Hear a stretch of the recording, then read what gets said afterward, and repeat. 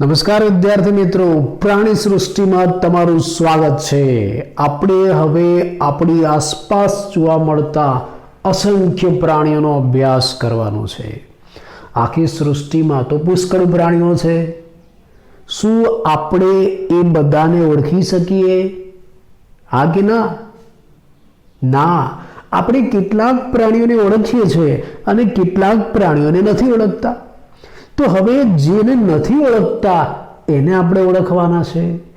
જે પ્રાણીઓને આપણે નથી ઓળખતા એને ઓળખવા હોય તો શું કરવું પડે?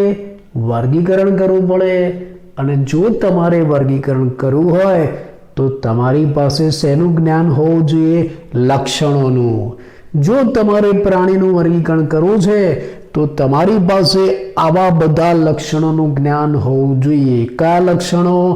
આયોજન સ્તર, સમમિતિ, ગર્ભ સ્તર, દેહ કોષ્ઠ, ખંડતા વગેરે।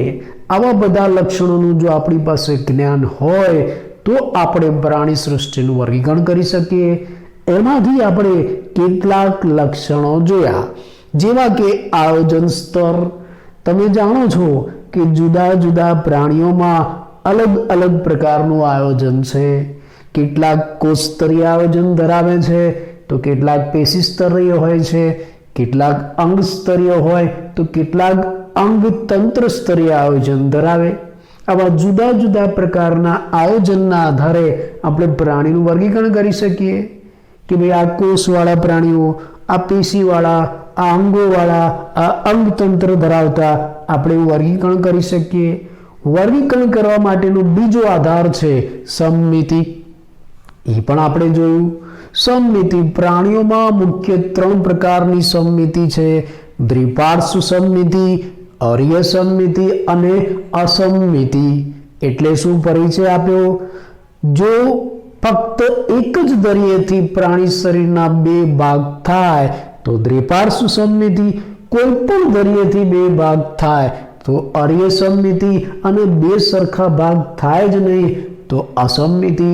આમ સમમિતિના આધારે આપણે પ્રાણીઓને 3 ભાગમાં વહેંચી શકીએ છીએ: દ્વિપાર્શ્વ સમમિતિવાળા, અરીય સમમિતિવાળા અને અસમમિતિવાળા। આમ સમમિતિના આધારે પણ આપણે વર્ગીકરણ કરી શકીએ છીએ। હવે આપણે એક નવું લક્ષણ લઈએ જે પણ વર્ગીકરણમાં અગત્યનું છે, ગર્ભ સ્તર। ત્રીજું એક નવું લક્ષણ આપણે લઈશું, ગર્ભીય સ્તર। તમે જાણો છો કે કેટલાક ઉચ્ચ કક્ષાના પ્રાણીઓ લો ને તો એની ગર્ભાવસ્થામાં કોષોના 3 સ્તર જોવા મળે છે।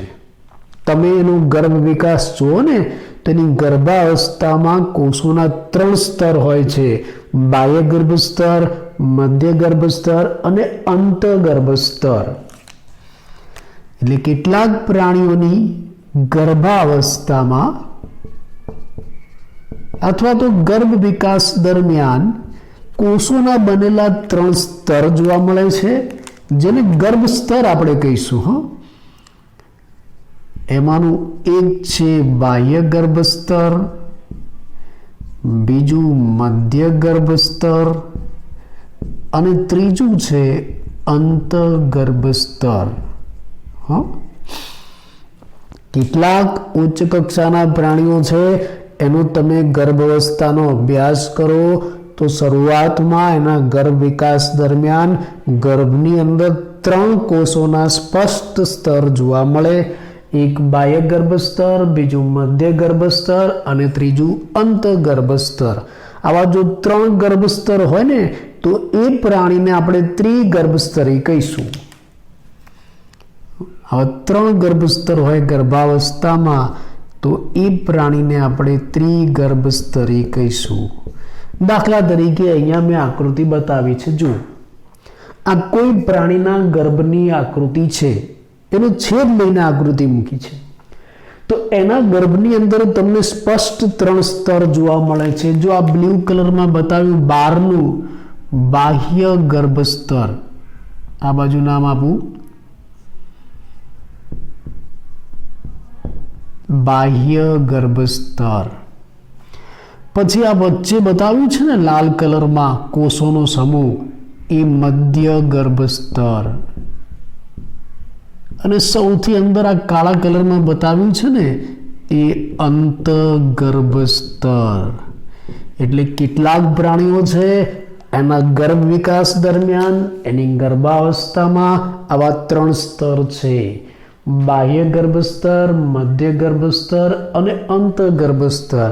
આવા 3 ગર્ભસ્તર ધરાવતા પ્રાણીઓને આપણે ત્રિગર્ભસ્તરી કહીશું. આવા ત્રિગર્ભસ્તરી પ્રાણીઓ કયા? પ્રશ્ન થાય તમને, MCQમાં પણ પૂછાઈ શકે છે કે ભાઈ ત્રિગર્ભસ્તરી પ્રાણીઓ કયા? આવા ત્રિગર્ભસ્તરી પ્રાણીઓમાં પૃથુકૃમિથી લઈને છેક મેરુદંડી સુધીના પ્રાણીઓનો સમાવેશ થાય.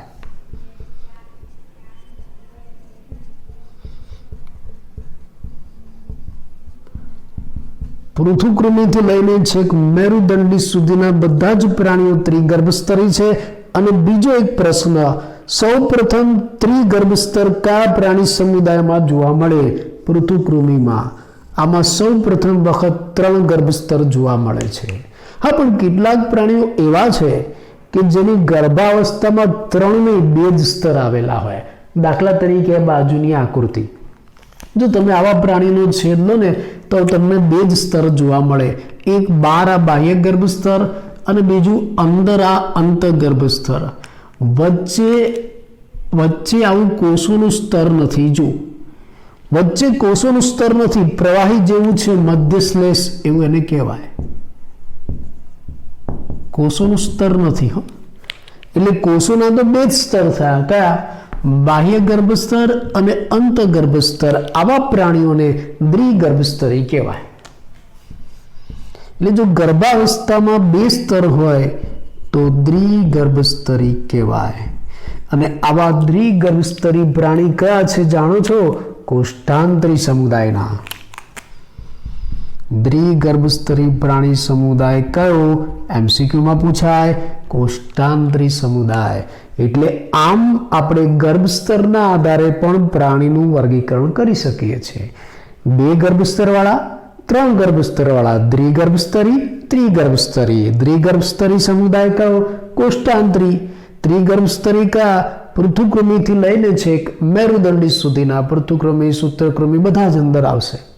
એટલે આ પણ એક અગત્યનું લક્ષણ છે જેનો આપણે વર્ગીકરણમાં ઉપયોગ કરી શકીએ છીએ. હવે જ્યારે આપણે ત્રિગર્ભસ્તરની વાત કરી તો એની સાથે સંકળાયેલ એક નવો મુદ્દો લઈ લઈએ. ચાલો જોઈએ કે ભાઈ કેટલાક ત્રિગર્ભસ્તરી પ્રાણીઓ છે ને એમાં આ મધ્ય ગર્ભસ્તર 2 ઉપપળોમાં વહેંચાઈ જાય છે. અગત્યનું વ્યાખ્યા. કેટલાક ત્રિગર્ભસ્તરી પ્રાણીઓમાં મધ્ય ગર્ભસ્તર 2 ઉપપળોમાં વહેંચાય છે અથવા તો વિભાજિત થાય છે અને વચ્ચે પોલાણ સર્જાય છે.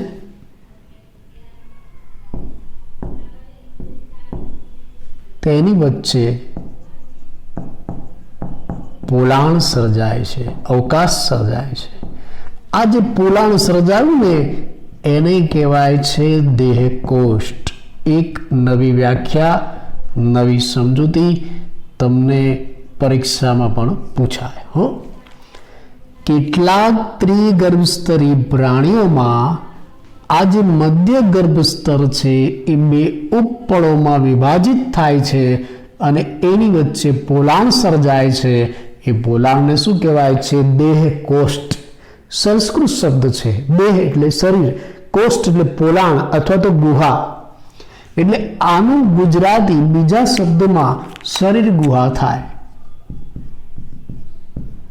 શરીર ગુહા એટલે દેહકોષ્ઠ અને શરીર ગુહા બંને શબ્દ એક જ થયા. આપણે આકૃતિમાં સમજીએ કે ભાઈ ચલો આ ત્રિગર્ભસ્તરી પ્રાણી છે, એમાં આવા 3 ગર્ભસ્તર છે: બાહ્ય ગર્ભસ્તર, મધ્ય ગર્ભસ્તર અને અંતઃગર્ભસ્તર. હવે આમાં શું બને છે? આ જે મધ્ય ગર્ભસ્તર છે ને એ બે ઉપપળોમાં વિભાજિત થાય એટલે આ રીતે ગાડી ચાલે છે ને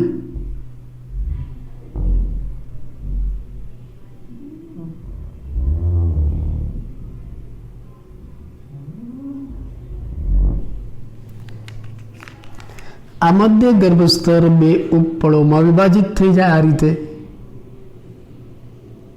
બે ભાગ પડી જાય જો અને એવી આકૃતિ મેં તમને નીચે બતાવી છે ચલો આકૃતિ જુઓ એટલે કેટલાક ત્રિગર્ભસ્તરી પ્રાણીઓમાં આ જે મધ્ય ગર્ભસ્તર છે બે ઉપપળોમાં વિભાજિત થઈ ગયું જો અહીંયા થઈ ગયું આ મધ્ય ગર્ભસ્તર આખું સળંગ હતું ચલો અહીંયા સળંગ હતું હું ફરીથી દોરી નાખું આ સળંગ હતું આ તો કેવી રીતના ઉપર રચાય ને બતાવવા માટે મેં આ તમને ભૂસીને બતાવ્યું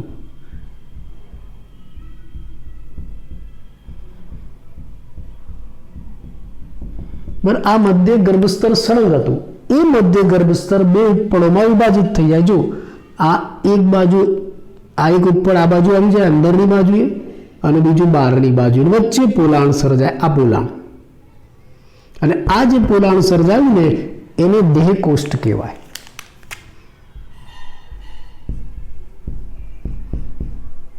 આ દેહકોષ્ઠ આ વ્યાખ્યા થઈ દેહકોષ્ઠની કેટલાક ત્રિગર્ભસ્તરી પ્રાણીઓમાં મધ્ય ગર્ભસ્તર બે ઉપપળોમાં વિભાજિત થઈ જાય છે અને વચ્ચે પોલાણ સર્જાય છે એને શું કહેવાય છે દેહકોષ્ઠ કહેવાય છે તમે જો આ દેહકોષ્ઠ છે એની બહારનું સ્તર શાનું બનેલું છે જુઓ જોઈ આ બે શું છે ખબર છે તમને આ બંને મધ્ય ગર્ભસ્તર છે લાલ કલરમાં જે બધા કોષો મેં બતાવ્યા છે ને એ મધ્ય ગર્ભસ્તરના છે અહીંયા મધ્ય ગર્ભસ્તર સળંગ હતું અહીંયા મધ્ય ગર્ભસ્તરની વચ્ચે જગ્યા થઈ ગઈ એટલે મધ્ય ગર્ભસ્તરના બે ભાગ પડી ગયા એક ભાગ અંદર ગયો બીજો ભાગ ઉપર ગયો બહારની બાજુએ આ મધ્ય ગર્ભસ્તરનો એક ભાગ અંદરની બાજુએ આ મધ્ય ગર્ભસ્તરનો બીજો ભાગ બહારની બાજુએ અને વચ્ચે જે પોલાણ સર્જાયું એને શું કહેવાય દેહકોષ્ઠ એટલે આ જે દેહકોષ્ઠ છે એનું બહારનું સ્તર શાનું બનેલું છે મધ્ય ગર્ભસ્તરનું અને અંદરનું સ્તર પણ શાનું બનેલું છે મધ્ય ગર્ભસ્તરનું એટલે દેહકોષ્ઠનું અસ્તર બહારનું અને અંદરનું સ્તર બંને શાનું બનેલું છે મધ્ય ગર્ભસ્તરનું આ યાદ રાખજો હો આ શરીર ગુહા એટલે કે દેહકોષ્ઠ છે આ દેહકોષ્ઠનું અસ્તર મધ્ય ગર્ભસ્તરનું બનેલું છે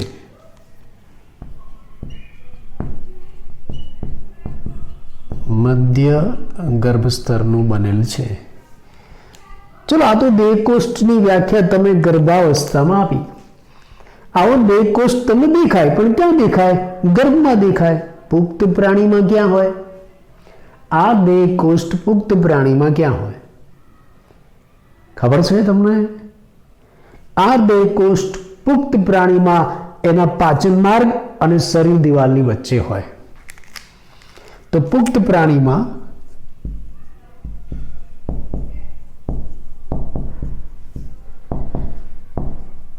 પાચન માર્ગ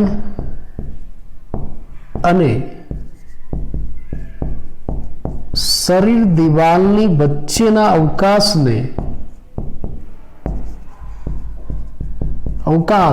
અથવા તો પોલાણને શું કહેવાશે દેહકોષ્ઠ કહેવાશે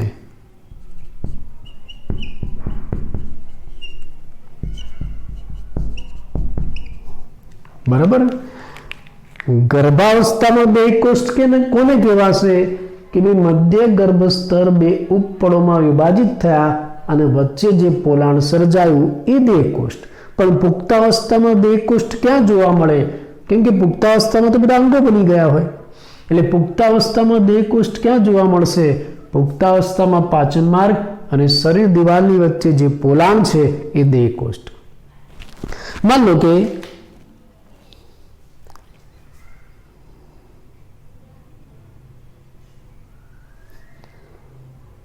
માન લો કે આ કોઈ પ્રાણી છે નળાકાર આપણે એને કાપી નાખ્યું નળાકાર પ્રાણી હતું આમ બંધ અને હું કાપીને જોઉં છું જોવો જોઈએ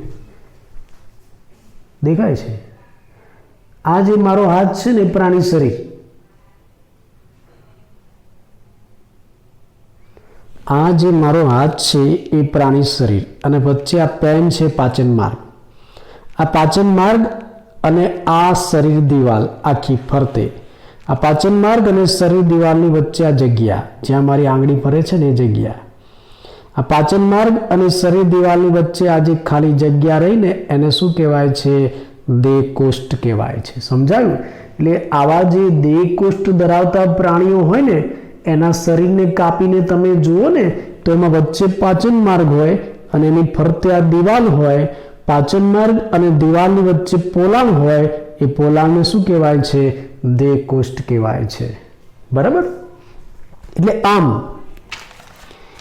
દેહકોષ્ઠ એટલે શું? પહેલા તો એની વ્યાખ્યા કે ભાઈ કેટલાક ત્રિગર્ભસ્તરી પ્રાણીઓમાં આ જે મધ્ય ગર્ભસ્તર છે એ આવા બે ઉપપળોમાં વહેંચાઈ જાય અને વચ્ચે પોલાણ બને, એને દેહકોષ્ઠ કહેવાય. પણ આ જ દેહકોષ્ઠ તમને પુખ્ત પ્રાણીમાં ક્યાં જોવા મળે? પાચન માર્ગ અને શરીર દિવાલની વચ્ચે. જે પ્રાણીઓમાં આવો દેહકોષ્ઠ હોય છે ને એવા પ્રાણીઓને દેહકોષ્ઠી પ્રાણીઓ કહેવાય. એવા પ્રાણીને શું કહેવાય છે? દેહકોષ્ઠી પ્રાણીઓ કહેવાય. અને આવા દેહકોષ્ઠી પ્રાણીઓ કયા? નુપુરકથી માંડીને છેક મેરુદંડી સુધીના બધા જ પ્રાણીઓ દેહકોષ્ઠી છે. છેક નુપુરકથી માંડીને મેરુદંડી સુધીના બધા જ પ્રાણીઓ દેહકોષ્ઠી છે. હા, કેટલાક પ્રાણીઓમાં શું બને છે ખબર છે? મધ્ય ગર્ભસ્તર આવા ઉપપળોમાં વિભાજિત થતો નથી, આવા બે સ્તરમાં વિભાજિત થતો નથી. પણ આ મધ્ય ગર્ભસ્તર છે ને આવી છૂટી છવાઈ કોથળીઓ સ્વરૂપે ગોઠવાય છે. આ એક કોથળી, આ બીજી કોથળી, આ ત્રીજી, આ ચોથી, ગમે તેટલી આવી છૂટી છવાઈ કોથળીઓ સ્વરૂપે ગોઠવાય છે.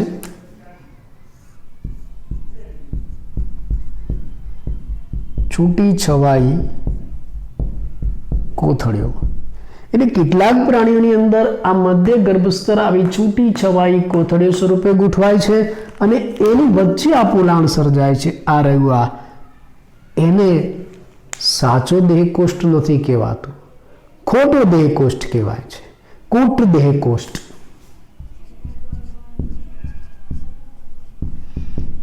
કૂટ દેહકોષ્ઠ. અને આ કૂટ દેહકોષ્ઠ અને બીજા શબ્દોમાં જો દેહકોષ્ઠને શું કહેવાય છે? શરીર ગુહા. આ કૂટ એ પણ સંસ્કૃત શબ્દ છે, એના માટે બીજો એક શબ્દ વપરાય છે આભાસી. ખોટું એટલે આભાસી. કૂટ દેહકોષ્ઠ એટલે બીજા શબ્દમાં આભાસી શરીર ગુહા કહેવાય. આ બધા શબ્દ તમને એમસીક્યુમાં પૂછાય, હો, ધ્યાન રાખજો. કૂટ દેહકોષ્ઠ એટલે આભાસી શરીર ગુહા. જે પ્રાણીઓની અંદર આવો કૂટ દેહકોષ્ઠ રચાય છે એને કૂટ દેહકોષ્ઠી કહેવાય. એવા પ્રાણીઓને આપણે શું કહીશું? કૂટ દેહકોષ્ઠી પ્રાણીઓ. અને આવા કૂટ દેહકોષ્ઠી પ્રાણી કયા છે? સૂત્રકૃમિ સમુદાયના. સૂત્રકૃમિ સમુદાયમાં આવા કૂટ દેહકોષ્ઠી પ્રાણીઓ જોવા મળે છે, જેમાં મધ્ય ગર્ભસ્તર આવી છૂટી છવાઈ કોથળીઓ સ્વરૂપે જોવા મળે. અને હા, કેટલાક પ્રાણીઓમાં તો આ મધ્ય ગર્ભસ્તર વિભાજિત જ થતું નથી, એમને એમ રહે છે. આ રીતે છે, આવી કોથળીઓ નથી બનતી ને આવા બે સ્તરે નથી બનતા. જેમ જેમ મધ્ય ગર્ભસ્તર રહે છે ક્યાંય પોલાણ બનતું નથી. સાચું કે ખોટું? એને અદેહકોષ્ઠી કહેવાય. હો, આવા 3 ગર્ભસ્તર હોય ક્યાંય પોલાણ ન બને તો એવા પ્રાણીઓને અદેહકોષ્ઠી કહેવાય. કે ભાઈ જેમાં દેહકોષ્ઠ નથી. અને આવો અદેહકોષ્ઠી પ્રાણી સમુદાય કયો? પૃથુકૃમિ.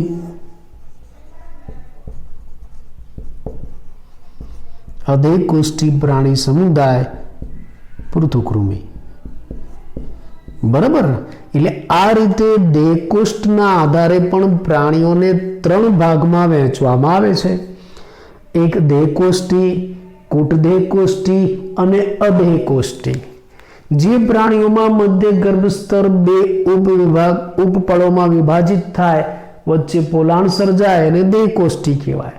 જેમાં આવી કોથળીઓ જોવા મળે એને કુટ દેહ કોષ્ટી કહેવાય, અને જેમાં મધ્ય ગર્ભ સ્તર ક્યાંય વહેંચાય જ નહીં, કોથળી પણ ન બને કે બે સ્તર પણ ન બને, એને અદેહ કોષ્ટી કહેવાય. પ્રશ્ન સ્વરૂપે પૂછાય, અદેહ કોષ્ટી પ્રાણી સમુદાય કયો? પૃથુકૃમિ. કુટ દેહ કોષ્ટી કયો? સૂત્રકૃમિ. અને દેહ કોષ્ટી કયા? નુપુરકથી માંડીને મેરુદંડી સુધી બધા દેહ કોષ્ટી થયા. તો આ રીતે આપણે એક અગત્યનું લક્ષણ લીધું, જેના આધારે પણ આપણે પ્રાણીનું વર્ગીકરણ કરી શકીએ છીએ. આમાં તમે પ્રાણીને 3 ભાગમાં વહેંચી શકો: અદેહ કોષ્ટી, કુટ દેહ કોષ્ટી અને દેહ કોષ્ટી. હવે આપણે ચોથું લક્ષણ લઈએ આગળનું, ખંડતા. કેટલાક પ્રાણીઓમાં જોવા મળે અને એનો પણ વર્ગીકરણમાં ઉપયોગ થાય. ક્યાં છે? અળસિયામાં છે. જો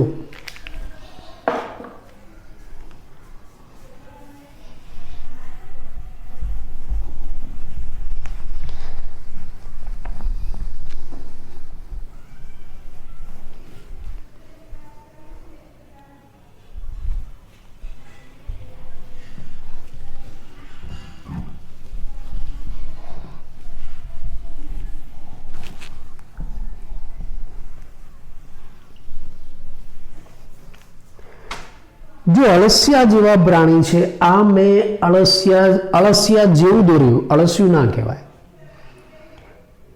અળસિયું માની શકીએ આપણે એને, ચલો આ અળસિયું છે, આપણે એવું માની લઈએ. ચલો, એટલે ગણવા મનસિકામાં કેટલા ખંડ છે? 1 2 3 4 5 6 7 8 9 10 11 12 13 14 ખંડ. એટલે ઘણા એમ કહેશે કે અળસિયામાં 14 ખંડ હોય. એવું નથી. આ મેં સમજૂતી માટે આકૃતિ દોરી છે. બાકી અળસિયાની અંદર 100 થી 120 ખંડ હોય કે એનાથી પણ વધારે ખંડો હોય. આ તો મેં ખાલી બતાવ્યું. ચલો, આ અળસિયું છે. આ અળસિયા જેવા પ્રાણીઓ છે ને, એમાં શરીર બહારથી અને અંદરથી એક સરખા ખંડોમાં વહેંચાય.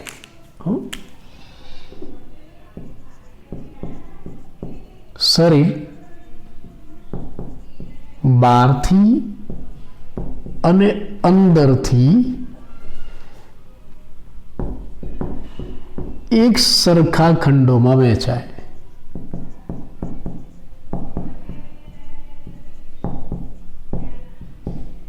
એને સમખંડતા કહેવાય. જે પ્રાણીઓમાં શરીર બહારથી અને અંદરથી એક સરખા ખંડોમાં વહેંચાય એને સમખંડતા કહેવાય. અળસિયામાં એવું છે. અળસિયામાં શરીર બહારથી અને અંદરથી એક સરખા ખંડોમાં વહેંચાય. માન લો કે તમે આ અળસિયું લીધું ક્યાંકથી, મળી આવ્યો, બગીચામાં હોય. ઘણીવાર આપણા ઘરમાં પણ બગીચા બનાવ્યો તો માટીની અંદર અળસિયા ઘણીવાર જોવા મળે. આ અળસિયાનું તો ખાતર વપરાય, તમે કદાચ જાણતા હશો. તો એ અળસિયાને તમારે હાથમાં લેવાનું. ઘણા કે કોણ લે? તમે લો, બીજું કોણ લે? એ અળસિયાને હાથમાં લેવાનું અને એના ઉપર આવી આંગળી ફેરવાની. જો તમે એના ઉપર આંગળી ફેરવશો ને તો આવી ખાંચો ખાંચો જેવું તમને દેખાશે. આ દરેક ખંડની વચ્ચે તમને ખાંચો દેખાય. આ જે ખાંચ છે ને એને આંતરખંડીય ખાંચ કહેવાય છે. એટલે અળસિયામાં બહારથી તમને ખાંચો દેખાશે, આંતરખંડીય ખાંચ. દરેક ખંડની વચ્ચે તમે હાથ ફેરો ને તો આવી ખાંચો દેખાશે, અનુભવાય તમને. દેખાય તો ખરા, પણ હાથ ફેરો તો અનુભવાય. ખાંચ જેવું લાગે, પછી ઉપસેલું, ખાંચ જેવું ઉપસેલું એવું તમને અનુભવાશે એના શરીર ઉપર હાથ ફેરવો તો. એટલે બહારથી તમને દરેક ખંડોની વચ્ચે ખાંચ દેખાય છે, આંતરખંડીય ખાંચ. પછી તમે એ અળસિયાની ચામડી તોડી નાખો. ચલો, ખુલ્લું કરી નાખો અંદરનો ભાગ જોવા માટે. માન લો કે આપણે એની આખી ચામડી ઉખાડીને કાઢી નાખીએ છીએ. જો તમે એની ચામડી ઉખાડીને કાઢી નાખો ને તો આવું દેખાય. જો આમાં શું દેખાય છે? જેમ બહાર દરેક ખંડની વચ્ચે ખાંચ હતી, એમ અંદર દરેક ખંડની વચ્ચે આવો પડદો હોય છે. આ પડદા દોરેલા છે, મેં પાર્ટીશન કરેલું છે. દરેક ખંડની વચ્ચે પાર્ટીશન છે, પડદા છે. આંતરખંડીય વિટપ એને કહેવાય. શું કહેવાશે ને? આંતરખંડીય વિટપ. એટલે આ અળસિયામાં શરીર બહારથી તો ખાંચો ખાંચો વાળું હતું, ખંડો વાળું, પણ અંદર ખોલીને જુઓ છો ને તો દરેક ખંડની વચ્ચે આવા પડદા છે. એટલે અંદરથી પણ વહેંચાયેલું છે, બહારથી ને અંદરથી બંને બાજુએથી સરખા ખંડોમાં વહેંચાયેલું છે. હવે સરખા ખંડનો મતલબ શું એ પણ તમને કહી દઉં. જો સરખા ખંડ એટલે એક સરખી સાઈઝના એવું નહીં. સરખા ખંડનો મતલબ અંદરની રચના એક સરખી. આ તમે દરેક ખંડમાં જોશો ને તો દરેક ખંડમાં પાચન માર્ગ છે. દરેક ખંડમાં અમે લાલ કલરમાં દોરે ને પાચન માર્ગ છે. પછી દરેક ખંડની અંદર આ ગ્રીન કલરમાં મેં ટપકા બતાવ્યું ને એ ઉત્સર્ગિકા છે, ઉત્સર્ગમ. એટલે અળસિયાના દરેક ખંડની અંદર એક સરખી રચના છે. દરેક ખંડમાં પાચન માર્ગ પણ હોય અને દરેક ખંડમાં ઉત્સર્ગિકા પણ હોય. આવા એક સરખા ખંડો છે એટલે એને શું કહેવાય છે? સમખંડતા કહેવાય. સમજાઈ ગયું? ઇંગ્લિશમાં એને મેટામેરિક સેગમેન્ટેશન કહેવાય છે.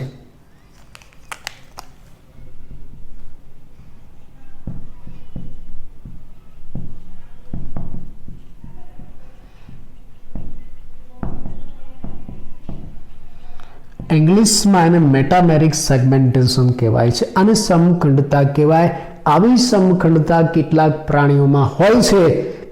એના આધારે આપણે એનું વર્ગીકરણ કરી શકીએ. સમખંડતા હોય એને સમખંડીય પ્રાણી, સમખંડતા ન હોય એને અસમખંડીય પ્રાણી, એમ આપણે વહેંચી શકીએ.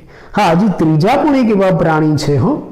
દાખલા તરીકે કેટલાક પ્રાણી એવા છે કે જેમાં શરીર બહારથી તો ખંડોમાં વહેંચાયેલું છે પણ અંદર ખંડો જોવા નથી મળતા. માન લો કે આ પ્રાણીને આપણે આમ ખોલી નાખીએ તો અંદર સળંગ પોલાણ હોય છે. આવા પડદા નહીં, આવું સળંગ હોય. ખ્યાલ આવે? એટલે જે પ્રાણીમાં શરીર ફક્ત બહારથી વહેંચાયેલું હોય ખંડોમાં, અંદર વહેંચાયેલું ન હોય એને કૂટ સમખંડતા કહેવાય છે. કેટલાક પ્રાણીની અંદર શરીર ફક્ત બહારથી જ ખંડોમાં વહેંચાયેલું છે, અંદરથી નહીં. આ મેં આકૃતિ બતાવી એમાં શરીર બહારથી જ ખંડોમાં વહેંચાયેલું હતું, અંદરથી નહીં. એને શું કહેવાય છે? કૂટ સમખંડતા.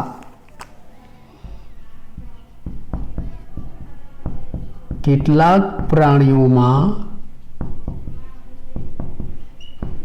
શરીર ફક્ત બહારથી જ ખંડોમાં વહેંચાયેલું છે,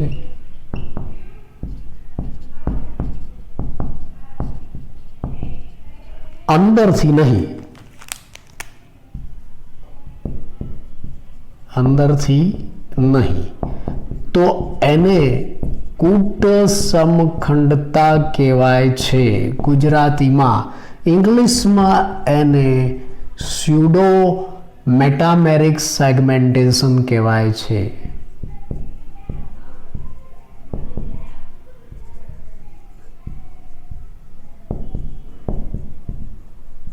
સ્યુડો મેટામેરિક સેગમેન્ટેશન કહેવાય છે. એટલે સમખંડતાના આધારે પ્રાણીઓ ત્રણ પ્રકારના. કેટલાક પ્રાણીઓમાં આવી સમખંડતા છે, નુપૂરક સમુદાય, કેટલાક સંધિપાદ અને કેટલાક પૃષ્ઠવંશી. ઉદાહરણ સમખંડતાના: નુપૂરક, કેટલાક સંધિપાદ અને કેટલાક પૃષ્ઠવંશીમાં આવી સમખંડતા છે. અને કેટલાકની અંદર કૂટ સમખંડતા છે. શરીર ખાલી બહારથી જ વહેંચાયેલું છે, અંદરથી નહીં. કૂટ સમખંડતા. ઉદાહરણ તરીકે પટ્ટીકૃમિ, ટેપવર્મ ઇંગ્લિશમાં એવું એને કહેવાય. એટલે કેટલાક પ્રાણીઓનું શરીર ખંડોમાં વહેંચાયેલું છે, સરખા ખંડોમાં, તો એને સમખંડતા કહેવાય છે. કેટલાકમાં ખાલી બહારથી જ વહેંચાયેલું છે, અંદરથી નહીં, કૂટ સમખંડતા. અને કેટલાકમાં તો ખંડતા છે જ નહીં, અસમખંડતા. પ્રજીવ છે, સછિદ્રા છે, એવા શરૂઆતના પ્રાણીઓ છે ને એનું શરીર તો ક્યાંય કોઈ પણ પ્રકારના ખંડોમાં વહેંચાયેલું નથી, અસમખંડતા. એટલે ખંડતાના આધારે પ્રાણીઓ ત્રણ પ્રકારના: આવી સમખંડતા ધરાવતા, કૂટ સમખંડતા ધરાવતા અને અસમખંડતા ધરાવતા. આ પણ આપણે વર્ગીકરણમાં વાપરીશું. એટલે આવા કેટલાક લક્ષણોનો આપણે પરિચય આપ્યો. હવે એનો ઉપયોગ કરીને આપણે વર્ગીકરણ કરવું છે. હજી પણ એક અગત્યનું લક્ષણ આપણે લઈ લઈએ જે આપણને કામમાં લાગશે: મેરુદંડ. ઘણા બધા લક્ષણો છે પણ આપણે બધા નથી લેતા, થોડાક જ લઈશું.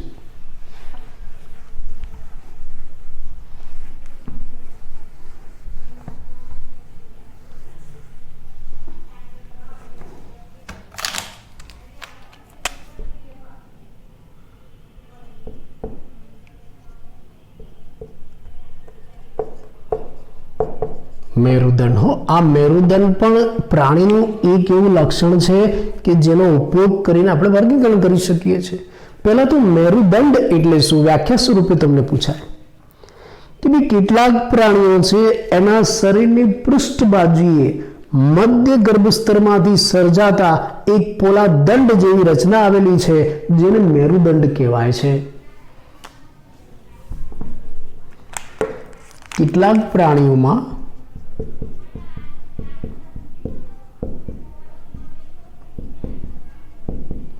શરીરની પૃષ્ઠ બાજુએ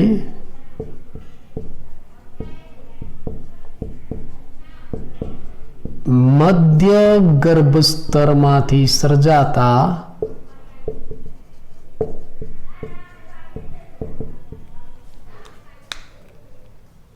દંડ જેવી રચના આવેલી છે.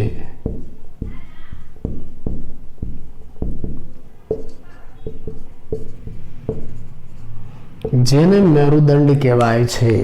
કેટલાક પ્રાણીઓના શરીરની પૃષ્ઠ બાજુએ મધ્ય ગર્ભસ્તરમાંથી સર્જાતી એક દંડ જેવી રચના આવેલી છે એને મેરુદંડ કહેવાય છે. પૃષ્ઠ બાજુ, મેં તમને અગાઉ બાજુઓનો પરિચય આપ્યો હતો.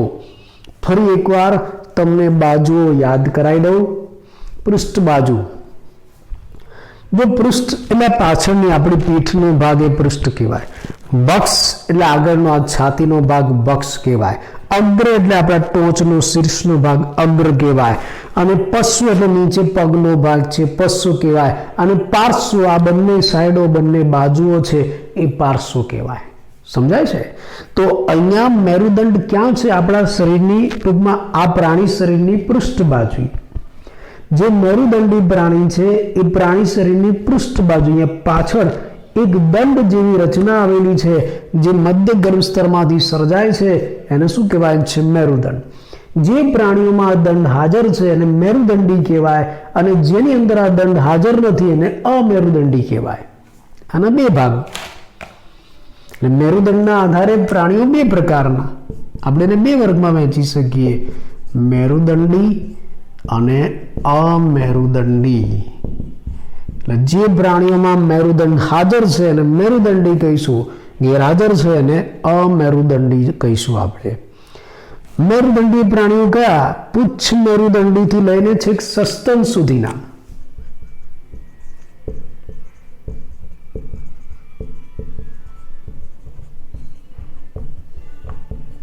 પુચ્છ મેરુદંડીથી લઈને છેક સસ્તન સુધીના પ્રાણીઓ છે એ બધા મેરુદંડી કહેવાય. અમેરુદંડી કયા? પ્રજીથી લઈને છેક સૂળ ચરમી સુધીના. બધા અમેરુદંડી. આ કોઈની અંદર મેરુદંડ નથી. આમ આપણે કેટલાક લક્ષણો જોયા અને આ બધા લક્ષણોનો ઉપયોગ કરીને હવે આપણે પ્રાણીનું વર્ગીકરણ કરીશું, એની ઓળખાણ પ્રાપ્ત કરીશું. તો લક્ષણો યાદ રહ્યા? ફરી એકવાર ખાલી નામ યાદ કરાવી દઉં. આપણે કયા લક્ષણોના આધારે પ્રાણીનું વર્ગીકરણ કરવાનું છે? આયોજન સ્તર, સમમિતિ, ગર્ભ સ્તર, દેહકોષ્ઠ, ખંડતા, મેરુદંડ વગેરે વગેરે. પૂરા નથી થઈ ગયા, હજી તો ઘણા લક્ષણો છે. વગેરેના આધારે આપણે વર્ગીકરણ કરીશું. ચલો, તો તમે આ લક્ષણોને ઓળખી લીધા? આવડી ગયા? સમજાઈ ગયા? જો તમને આ લક્ષણો આવડી ગયા હોય તો તમે તૈયાર છો. શા માટે? વર્ગીકરણ કરવા માટે. તો હવે આપણે આ લક્ષણોના આધારે પ્રાણી સૃષ્ટિનું વર્ગીકરણ કરીએ. ચલો, તૈયાર ને? ચાલો આપણે વર્ગીકરણ કરીએ.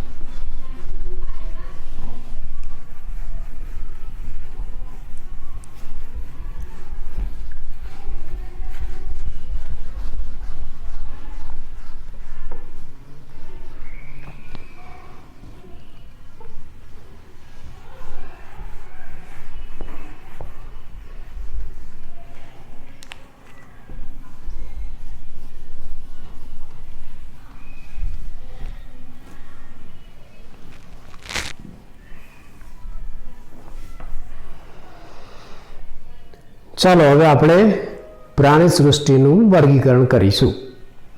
બરાબર, લક્ષણોના આધારે શરૂઆત કરીએ. સૃષ્ટિ પ્રાણી.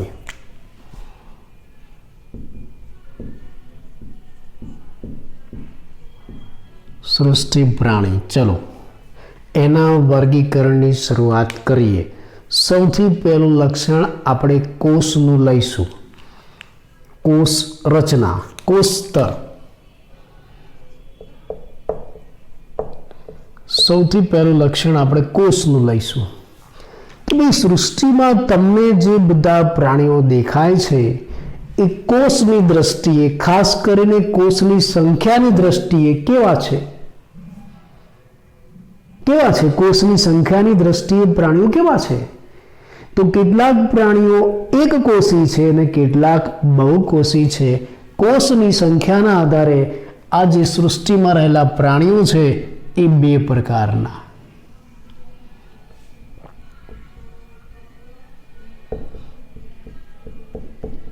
એક કોષી પ્રાણી અને બહુકોષી પ્રાણી.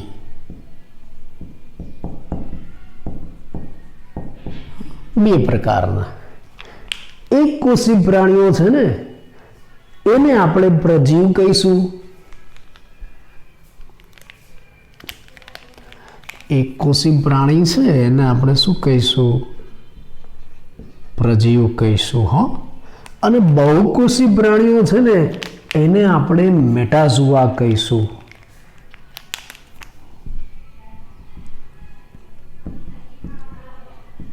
મેટાઝોઆ. તો કોષના આધારે, કોષની સંખ્યાના આધારે આ સૃષ્ટિમાં પ્રાણીઓ બે પ્રકારના, એક કોષી અને બહુકોષી. એક કોષી પ્રાણી એટલે પ્રજીવ, બહુકોષી એટલે મેટાઝોઆ. હવે આ જે બહુકોષી પ્રાણીઓ છે ને એમાં બે ઓપ્શન. કેટલાક બહુકોષી પ્રાણીઓ છે ને એમાં કોષો ભેગા મળીને પેશી બનાવે છે અને કેટલાકમાં નથી બનાવતા, પેશી સ્તરના આધારે. બીજું વર્ગીકરણ, આગળનું વર્ગીકરણ કોના આધારે? પેશી સ્તરના આધારે. આ કોષના આધારે હતું, હવે આ બીજું પેશીના આધારે, પેશી સ્તરના આધારે. કે ભાઈ આ જે બહુકોષી પ્રાણીઓ છે એમાં કેટલાક બહુકોષી પ્રાણીઓમાં કોષો ભેગા મળીને પેશી બનાવે છે, કેટલાકમાં નથી બનાવતા. એટલે બહુકોષી પ્રાણીઓ પેશીના આધારે પાછા બે પ્રકારના. પેશી વિહીન અને પેશીમય. જે પ્રાણીઓ પેશી નથી બનાવતા, પેશી વિહીન પ્રાણીઓ છે, એને પેરાઝોઆ કહેવાય છે.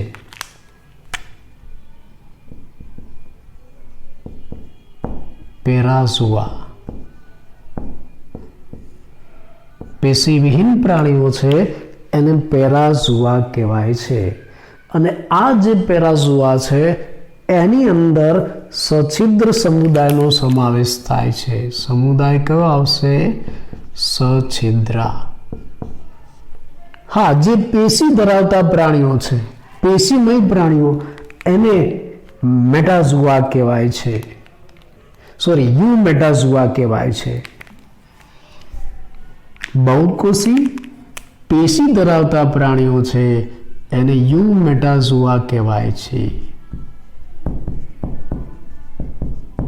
એટલે તું મેટાઝોઆ એવું નહીં, યુમેટાઝોઆ, તું મેટાઝોઆ એવું નહીં. બહુકોષી પેશી ધરાવતા પ્રાણીઓ યુમેટાઝોઆ, બહુકોષી પેશી વિહીન પ્રાણીઓ પેરાઝોઆ. અને પેરાઝોઆની અંદર કયો સમુદાય આવે? સછિદ્રા. ચલો પેશીની વાત આવી. આ પેશી ક્યાંથી બને ખબર છે તમને? આ પેશી ગર્ભ સ્તરોમાંથી બને. આ પેશી ક્યાંથી બનશે? ગર્ભ સ્તરોમાંથી. તો હવે પછીનો જે મુદ્દો આવશે, હવે પછીનું જે લક્ષણ આવશે વર્ગીકરણનું, એ ગર્ભ સ્તર. આ પેશી શામાંથી બનશે? તો કે ગર્ભ સ્તરમાંથી. ગર્ભ સ્તરની દ્રષ્ટિએ પ્રાણીઓ બે પ્રકારના, દ્વિગર્ભસ્તરી અને ત્રિગર્ભસ્તરી. ગર્ભસ્તરની દ્રષ્ટિએ પ્રાણીઓ બે પ્રકારના, દ્વિગર્ભસ્તરી અને ત્રિગર્ભસ્તરી આ પેશીઓ ગર્ભસ્તરમાંથી બનશે અને પ્રાણીઓના મુખ્ય બે ગર્ભસ્તર છે, બે પ્રકારના, એક દ્વિગર્ભસ્તરી પ્રાણીઓ પણ છે અને ત્રિગર્ભસ્તરી પ્રાણીઓ પણ છે. ચલો દ્વિગર્ભસ્તરી પ્રાણી સમુદાય કયો? કોષ્ટાંતરી. આપણે બધું હમણાં ભણ્યા જ છે, એના ઉપરથી જ છે. કોષ્ટાંતરી દ્વિગર્ભસ્તરી પ્રાણી સમુદાય. અને ત્રિગર્ભસ્તરી હોય તો પાછું પ્રાણીઓ જો પેશી બનાવતા હોય તો પેશી ગર્ભસ્તરમાંથી બનવાની અને ગર્ભસ્તરની સંખ્યાના આધારે પ્રાણીઓ બે પ્રકારના, કોઈની અંદર બે ગર્ભસ્તર હોય, કોઈની અંદર ત્રણ હોય. બે ગર્ભસ્તર હોય તો દ્વિગર્ભસ્તરી, ત્રણ હોય તો ત્રિગર્ભસ્તરી. દ્વિગર્ભસ્તરી પ્રાણી સમુદાય કયો? કોષ્ટાંતરી. હવે આ ત્રણ ગર્ભસ્તર થયા, બાહ્ય, મધ્ય અને અંત ગર્ભસ્તર. ત્રણ ગર્ભસ્તર થયા. જ્યારે ત્રણ ગર્ભસ્તર આવે ને ત્યારે કેટલાક પ્રાણીઓમાં મધ્ય ગર્ભસ્તરમાંથી શું બને છે? દેહકોષ્ઠ. તો ત્રિગર્ભસ્તરી પ્રાણીઓ છે એમાં પાછા ત્રણ ઓપ્શન. કોના આધારે? દેહકોષ્ઠના આધારે. તો હવે ત્રિગર્ભસ્તરી પ્રાણી છે એમાં મધ્ય ગર્ભસ્તર હોય અને એના મધ્ય ગર્ભસ્તરનો કેવી રીતે વિકાસ થાય છે એના આધારે ત્રણ પ્રકાર. અને આ પ્રકાર કોના આધારે છે? દેહકોષ્ઠના આધારે. ત્રિગર્ભસ્તરી પ્રાણી છે તો કેટલાક ત્રિગર્ભસ્તરી પ્રાણીઓમાં મધ્ય ગર્ભસ્તર બે ઉપળોમાં વિભાજિત થાય, વચ્ચે પોલાણ સર્જાય, તો એવા પ્રાણીઓને આપણે શું કહીશું? દેહકોષ્ઠી. દેહકોષ્ઠી. અને તમે જોયું કે કેટલાક પ્રાણીઓમાં મધ્ય ગર્ભસ્તર છૂટી છવાઈ કોથળી જેવી રચના બનાવે, એને આપણે શું નામ આપ્યું? કુટ દેહકોષ્ઠી. અને કેટલાક પ્રાણીઓ તો એવા છે ને મધ્ય ગર્ભસ્તર એમને જ રહે છે, એને કહીશું આપણે અદેહકોષ્ઠી. હો, એટલે જ્યારે ત્રણ ગર્ભસ્તરની વાત આવે ત્યારે એ પ્રાણીઓમાં ત્રણ ઓપ્શન આવે. એમાંથી જો મધ્ય ગર્ભસ્તર દેહકોષ્ઠ બનાવે તો દેહકોષ્ઠી, ન બનાવે તો કુટ દેહકોષ્ઠી, અને ક્યાંય આવી કોઈ રચના જ ન બને તો અદેહકોષ્ઠી. એટલે ત્રિગર્ભસ્તરી પ્રાણીઓ દેહકોષ્ઠના આધારે ત્રણ પ્રકારના થયા: અદેહકોષ્ઠી, કુટ દેહકોષ્ઠી અને દેહકોષ્ઠી. ચલો અદેહકોષ્ઠી સમુદાય કયો છે? પૃથુકૃમિ. કયો છે? પૃથુકૃમિ. કુટ દેહકોષ્ઠી કયો છે? સૂત્રકૃમિ. જો હું તમને આ જે ચાર્ટ શીખવાડું છું એના ઉપરથી તમને ઘણા બધા MCQ આવડી જશે અને એના ઉપરથી વર્ગીકરણ કેવી રીતના થાય એ પણ ખબર પડી જશે.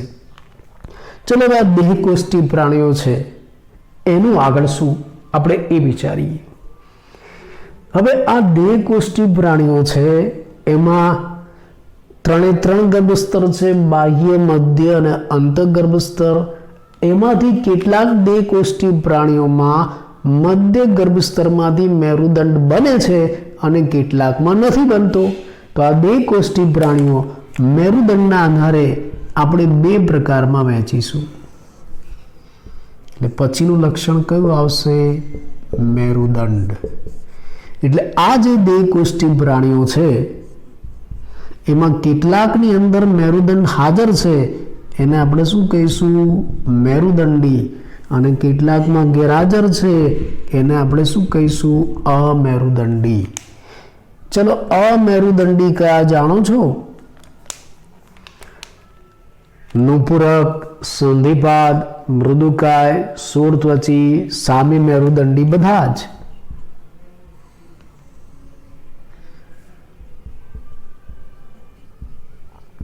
નુપુરક, સંધિપાદ, મૃદુકાય, શૂળત્વચી, સામી મેરુદંડી, આ બધા જ અમેરુદંડી છે. આ બધા જ પ્રાણીઓની અંદર મેરુદંડ નથી. ખાલી આટલા જ નહીં, છેક ઉપરથી લઈને અહીંયા સુધીના બધા જ અમેરુદંડી કહેવાય. આગળ ક્યાંય મેરુદંડ તો હતો જ નહીં. એટલે છેક પ્રજીવથી લઈને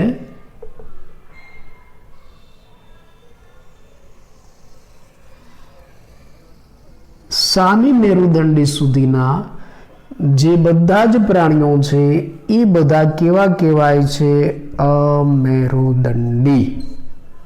બરાબર, એ બધા કેવા કહેવાશે? અમેરુદંડી.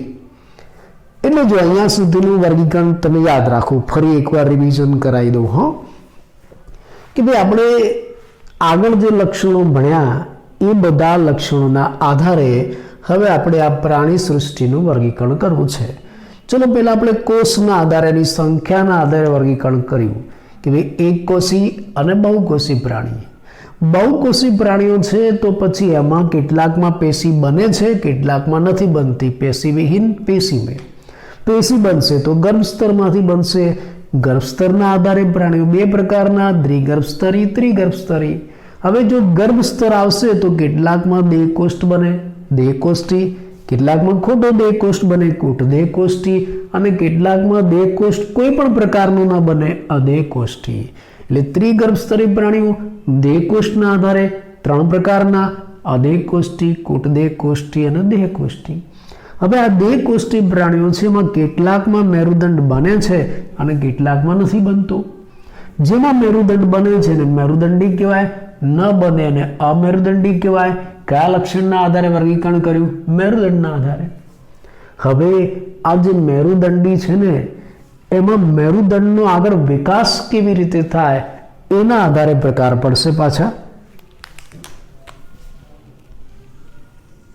આ મેરુદંડી આ બાજુ લઈ લઉં છું. છે આ જ વસ્તુ પણ મેં અહીંયા અલગથી લઈ લીધી. નીચે મારી પાસે જગ્યા નથી એટલે. તમારી પાસે જગ્યા હોય અને ના હોય તો બે પેજ ભેગા કરજો અને આખું સળંગ બનાવજો. આ મેરુદંડીને મેં અહીંયા લઈ લીધું. હવે આગળનું વર્ગીકરણ કરવાનું છે કે ભાઈ આ મેરુદંડી છે એમાં મેરુદંડનો વિકાસ કેવી રીતના થાય છે એના આધારે પાછા ત્રણ પ્રકાર પડે છે.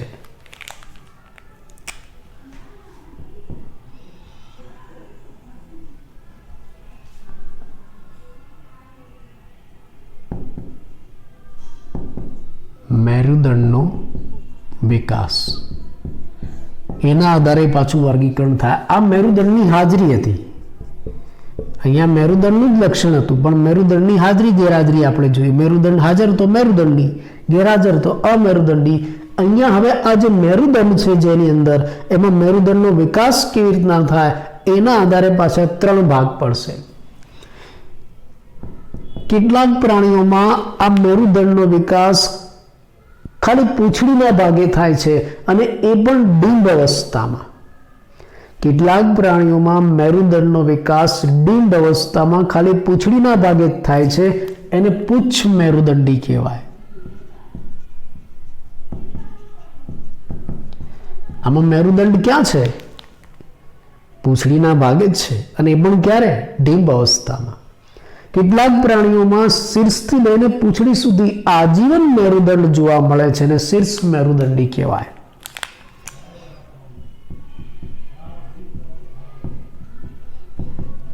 શીર્ષ મેરુદંડી. અને કેટલાક પ્રાણીઓ એવા છે કે જેમાં પુખ્તા અવસ્થાએ આ મેરુદંડ કરોડસ્તંભમાં ફેરવાઈ જાય છે. એને પૃષ્ઠવંશી કહેવાય.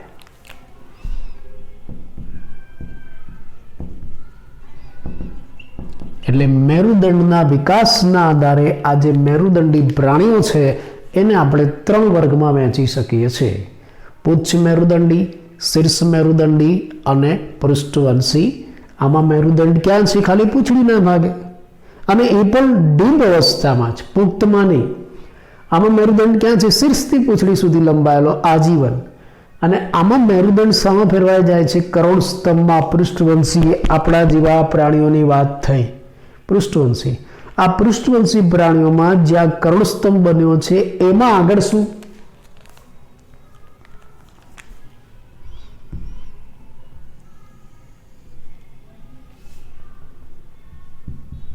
આ જે પૃષ્ઠવંશી પ્રાણીઓ છે જેમાં કરોડસ્તંભ બન્યો છે એ કરોડસ્તંભનો આગળનો ભાગ ખોપરીમાં ફેરવાય અને એમાં કેટલાક પ્રાણીઓની અંદર આ ખોપરીમાં આવા જડબા હોય છે, આપણે છે એવા, અને કેટલાકમાં જડબા નથી. એટલે પૃષ્ઠવંશી પ્રાણીઓને જડબાના આધારે એની હાજરીના આધારે બે ભાગમાં વહેંચવામાં આવે છે. જડબા એટલે હનુ, જડબા એટલે હનુ. આ ઉપરનું જે જડબું છે, ઉપરનું જડબું અને નીચેનું જડબું, આ અધહનુ કહેવાય, નીચે છે. આ ઉપર છે ને હનુ કહેવાય. આ હનુ ઉપરનું હનુ, અને નીચે છે ને અધોહનુ કહેવાય. જેના જડબા ફૂલેલા હોય આમ હનુમાન કહેવાય, એટલે નામ પડ્યું છે. હનુ સંસ્કૃત શબ્દ છે. કોના માટે વપરાય છે? જડબા માટે. એટલે પૃષ્ઠવંશી પ્રાણીઓ કે જેમાં કરોડસ્તંભ બન્યો છે, એ કરોડસ્તંભનો આગળનો ભાગ એટલે ખોપરી, એ ખોપરીમાં જો જડબા હોય તો એવા પ્રાણીને હનુધારી કહેવાય. જડબાના આધારે પ્રકાર પૃષ્ઠવંશીના. જો જડબા હોય તો હનુધારી, અને કેટલાક પ્રાણીઓમાં જડબા જ નથી, હનુવિહીન. અને આવા હનુવિહીન પ્રાણીઓ છે ને એમાં જડબા નથી, જડબાની જગ્યાએ ચૂસક જેવું મોઢું છે, ચૂસમુખા કહેવાય. આમાં એક વર્ગ છે ચૂસમુખા, બરાબર. હનુધારી જેની અંદર જડબા છે એને હનુધારી કહેવાય. હવે આ જડબા ધરાવતા જે હનુધારી પ્રાણીઓ છે એમાં ધડ પ્રદેશની અંદર, જડબા ધરાવતા જે હનુધારી પ્રાણીઓ છે એમાં ધડ પ્રદેશની અંદર કેટલાક પ્રાણીઓમાં બે જોડ ઉપાંગ હોય, આપણે છે અગ્ર ઉપાંગ અને પશુ ઉપાંગ, હાથ અને પગ છે. અને કેટલાક પ્રાણીઓની અંદર આ ધડ પ્રદેશની અંદર આવા ઉપાંગો નથી, પણ મીનપક્ષ છે. એટલે હનુધારી પ્રાણીઓ છે એના ઉપાંગોના આધારે બે પ્રકાર પડશે. જો બે જોડ ઉપાંગ હોય હનુધારીમાં, આ જે હનુધારી પ્રાણીઓ છે બે જોડ ઉપાંગ ધરાવે તો એને ચતુષ્પાદ કહેવાય. ચતુષ્પાદ, ચાર વખત પાદ હોય એવું નહીં, ચતુષ્પાદ. પાદ એટલે ઉપાંગ. હા, બે અગ્ર અને બે પશ્વ, બે જોડ ઉપાંગ, ચતુષ્પાદ. અને કેટલાકની અંદર ધડ પ્રદેશમાં બે જોડ ઉપાંગ નથી, પણ મીનપક્ષ છે, મીનપક્ષ ધરાવે તો એને મત્સ્ય કહેવાય. તો એને શું કહેવાશે? મત્સ્ય. એટલે હનુધારી જે પ્રાણીઓ છે એને પણ આપણે, હનુધારી જે પ્રાણીઓ છે એને પણ આપણે ઉપાંગોના આધારે બે વર્ગોમાં વહેંચી શકીએ.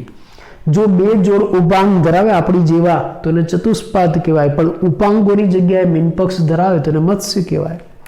હવે આ મત્સ્ય છે ને એને પણ અંતકંકાલના આધારે, મત્સ્ય છે અને અંતકંકાલના આધારે બે વર્ગમાં આપણે વહેંચીશું. માની લો મત્સ્ય એટલે કે માછલીઓ, એનું અંતકંકાલ, અંતકંકાલ એટલે શરીરની અંદર રહેલું કંકાલ તંત્ર. કંકાલ બે પ્રકારના હોય હો. આપણે જેને આળપિંજર કહીએ છીએ ને, આપણું એ અંતકંકાલ કહેવાય. શરીરની અંદર રહેલું કંકાલ તંત્ર અંતકંકાલ કહેવાય. અને એક બીજો શબ્દ આવશે બહિર્કંકાલ. બહિર્કંકાલ એટલે શું? બહાર રહેલું કંકાલ. બહાર રહેલું કંકાલ એટલે તમને એમ થાય બહાર હાડપિંજર હોય, બહાર હાડકા હોય, એવું નહીં. આ નખ છે, આ વાળ છે, કેટલાક પ્રાણીઓમાં શિંગડા છે, ભીંગડા છે, પીછા છે, એ બધું બહિર્કંકાલ કહેવાય. ખ્યાલ આવો? એટલે આ અંતકંકાલની વાત થાય છે. મત્સ્ય, જે માછલીઓમાં અંતકંકાલ અસ્થિનું બનેલું હોય એને અસ્થિ મત્સ્ય કહેવાય.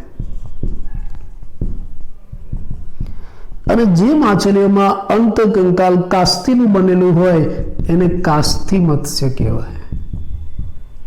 અને આ બે જોડ ઉપાંગ ધરાવતો જે વર્ગ છે એને ચતુષ્પાદ કહેવાય. અને આ ચતુષ્પાદને ચાર ઉપવર્ગોમાં વહેંચી નખાય છે. અને બહુ જાણીતા પ્રચલિત છે. ઉભયજીવી, સરીસૃપ, વિહગ અને આપણો વર્ગ સૌથી અગત્યનો સસ્તન. બરાબર. તો આપણે આ ચેપ્ટરમાં જે વર્ગીકરણ ભણવાનું છે એનો મેં સારાંશ આપ્યો. લક્ષણોના આધારે આખો વર્ગીકરણનો ચાર્ટ બનાવ્યો. કયા લક્ષણોના આધારે જુઓ, પહેલા લક્ષણો: કોષ, પેશી, ગર્ભસ્તર, દેહકોષ્ઠ, મેરુદંડની હાજરી, મેરુદંડનો વિકાસ, જડબાની હાજરી, ઉપાંગો અને અંતકંકાલ. લક્ષણો યાદ રાખજો. ફરી એકવાર: કોષ, પેશી, ગર્ભસ્તર, દેહકોષ્ઠ, મેરુદંડની હાજરી, મેરુદંડનો વિકાસ, જડબાના હાજરી, ઉપાંગો અને અંતકંકાલ. કેવી રીતે? સૌથી પહેલા પ્રાણી સૃષ્ટિને આપણે કોષોની સંખ્યાના આધારે બે ભાગમાં વહેંચી નાખ્યા: એક કોષી પ્રાણી અને બહુકોષી પ્રાણી. એક કોષી પ્રાણી સમૂહ એટલે પ્રજીવ, બહુકોષી એટલે મેટાઝોઆ. આ જે બહુકોષી પ્રાણીઓ છે એમાં કેટલાકની અંદર કોષો ભેગા મળીને પેશી બનાવે છે, કેટલાકમાં નથી બનાવતા. તો પેશી વિહીન પેરાઝોઆ, ઉદાહરણ તરીકે સછિદ્ર સમુદાય, અને પેશીમય યુમેટાઝોઆ, જેમાં પેશી બને છે એમાં ગર્ભસ્તર હોય, કાં તો 2 ગર્ભસ્તર હોય, કાં તો 3, દ્વિગર્ભસ્તરી, ત્રિગર્ભસ્તરી. દ્વિગર્ભસ્તરી સમુદાય કોષ્ટાંતરી. 3 ગર્ભસ્તર છે, એમાંથી કેટલાકમાં દેહકોષ્ઠ બને છે સાચો, કેટલાકમાં કૂટદેહકોષ્ઠ ખોટો બને, અને કેટલાકમાં દેહકોષ્ઠ નથી. અદેહકોષ્ઠી, કૂટદેહકોષ્ઠી અને દેહકોષ્ઠી. અદેહકોષ્ઠી પૃથુકૃમિ, કૂટદેહકોષ્ઠી સૂત્રકૃમિ અને દેહકોષ્ઠી જે છે એમાં કેટલાકમાં મેરુદંડનો વિકાસ થાય, કેટલાકમાં ન થાય. એટલે મેરુદંડની હાજરીના આધારે આ દેહકોષ્ઠી પ્રાણીઓ છે એને આપણે બે ભાગમાં વહેંચી દઈશું: અમેરુદંડી અને મેરુદંડી. અમેરુદંડી કયા? વાસ્તવમાં અમેરુદંડી એટલે છેક પ્રજીવથી લઈને સામી મેરુદંડી સુધીના બધા જ પ્રાણીઓ. હવે મેરુદંડી પ્રાણી છે એમાં મેરુદંડનો વિકાસ કેવી રીતના થાય એના આધારે 3 ભાગ પડશે. કેટલાક પ્રાણીઓમાં મેરુદંડ ખાલી પૂંછડીના ભાગે જ વિકાસ પામે, અને એ પણ ડિમ્બ અવસ્થામાં, પુચ્છ મેરુદંડી. કેટલાક પ્રાણીઓમાં મેરુદંડ શીર્ષથી લઈને પૂંછડી સુધી આજીવન જોવા મળે, શીર્ષ મેરુદંડી. અને કેટલાક પ્રાણીઓમાં આપણા જેવા કે મેરુદંડ પુખ્ત અવસ્થાએ કર્મસ્તંભમાં ફેરવાય, એને પૃષ્ઠવંશી કહેવાય. હવે આ જે પૃષ્ઠવંશી છે એમાં ખોપરી પણ બને. હવે ખોપરીમાં જડબા છે કે નહીં એના આધારે 2 પ્રકાર: જો જડબા હોય તો હનુધારી, ન હોય તો હનુવિહીન. હનુવિહીનનો એક વર્ગ છે ચુસ્મુખા, ચૂસક જેવું મુખ. હનુધારી કે ભાઈ જેમાં જડબા પણ છે, તો એ પ્રાણીની અંદર જળ પ્રદેશમાં શું છે? જો 2 જોડ ઉપાંગ હોય તો ચતુષ્પાદ, અને મીનપક્ષ હોય તો મત્સ્ય. આ મત્સ્ય છે એમાં અંતકંકાલના આધારે કાસ્તી અને અસ્થિ મત્સ્ય એવા 2 ભાગ પડશે. ચતુષ્પાદના 4 વર્ગ: ઉભયજીવી, સરીસૃપ, વિહગ અને સસ્તન. યાદ રહેશે તમને? ચલો હવે ખાલી એમને બોલી જાઉં, એમને વર્ગીકરણ બોલી જાઉં ખાલી લક્ષણો વગર. સૃષ્ટિ પ્રાણી: એક કોષી બહુકોષી, એક કોષી પ્રજીવ, બહુકોષી મેટાઝોઆ. આ જે મેટાઝોઆ છે પેરાઝોઆ, યુમેટાઝોઆ, પેરાઝોઆ, સછિદ્રા. યુમેટાઝોઆ દ્વિગર્ભસ્તરી, ત્રિગર્ભસ્તરી, દ્વિગર્ભસ્તરી કોષ્ટાંતરી. ત્રિગર્ભસ્તરી અદેહકોષ્ઠી, કૂટદેહકોષ્ઠી, દેહકોષ્ઠી, અદેહકોષ્ઠી પૃથુકૃમિ, કૂટદેહકોષ્ઠી સૂત્રકૃમિ. દેહકોષ્ઠી છે અમેરુદંડી અને મેરુદંડી. મેરુદંડી પુચ્છ મેરુદંડી, શીર્ષ મેરુદંડી, પૃષ્ઠવંશી. પૃષ્ઠવંશી હનુવિહીન, હનુધારી. હનુધારી એ મત્સ્ય અને ચતુષ્પાદ. મત્સ્ય કાસ્તી મત્સ્ય, અસ્થિ મત્સ્ય. ચતુષ્પાદ ઉભયજીવી, સરીસૃપ, વિહગ અને સસ્તન. તો અહીંયા પહેલા આપણે પ્રાણીઓના કેટલાક લક્ષણોનો પરિચય આપ્યો, અને પછી એ લક્ષણોના આધારે પ્રાણી વર્ગીકરણનો આપણે ચાર્ટ તૈયાર કર્યો. હજી એક બીજો ચાર્ટ આપેલો છે પુસ્તકમાં, એ આપણે નેક્સ્ટ લેક્ચરમાં લઈશું.